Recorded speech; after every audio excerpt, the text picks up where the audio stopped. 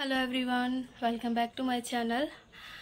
এখন ইভিনিং হয়ে গেছে আর আমার চোখ মুখ দেখছো প্রচণ্ড শরীর খারাপ। তারকেশ্বর গেছিলাম তো সকাল সকাল স্নান করে নিয়েছি। এত সকাল কোনোদিন স্নান করিনি, 5:45 আগে স্নান করে নিয়েছিলাম।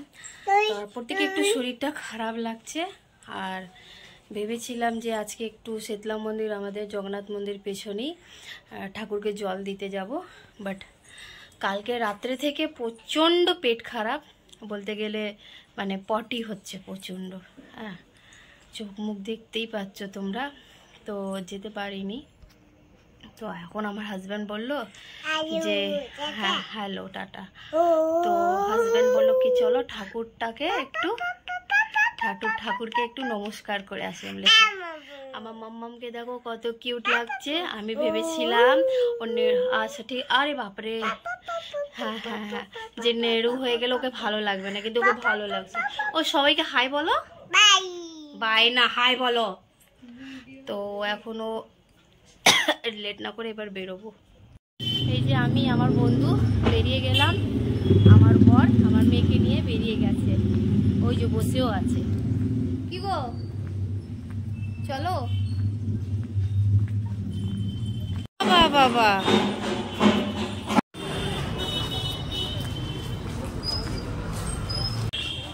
এই যে আমরা চলে এসেছি মেন গেট। এটা আমাদের সামনে প্রভু মহাপ্রভু।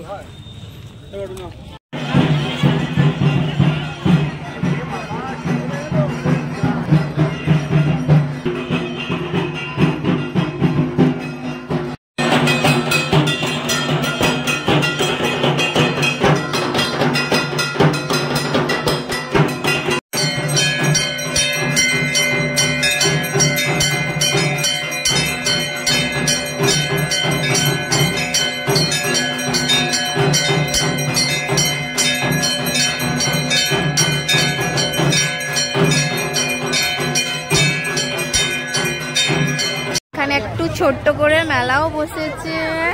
বাহ, আমার মেয়ে দেখে এইদিক ওইদিক তাকাচ্ছে। হ্যাঁ, বেলুন দেখেছে। ফুচকা খাবো, আমরা খাবো ফুচকা, তাই তো। ফুচকাটা খেলাম, খুব দারুণ লাগছিল, একটু নতুন নতুন স্টাইলে।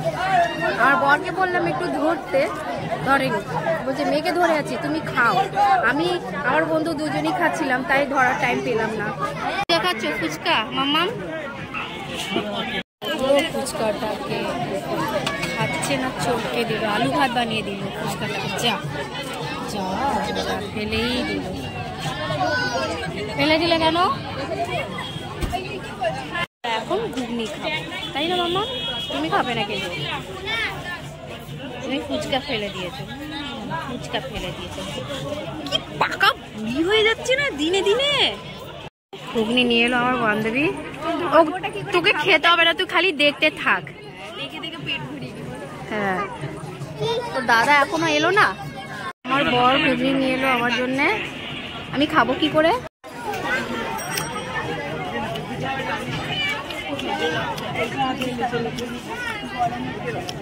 গরমও আছে, ভালো লাগছে।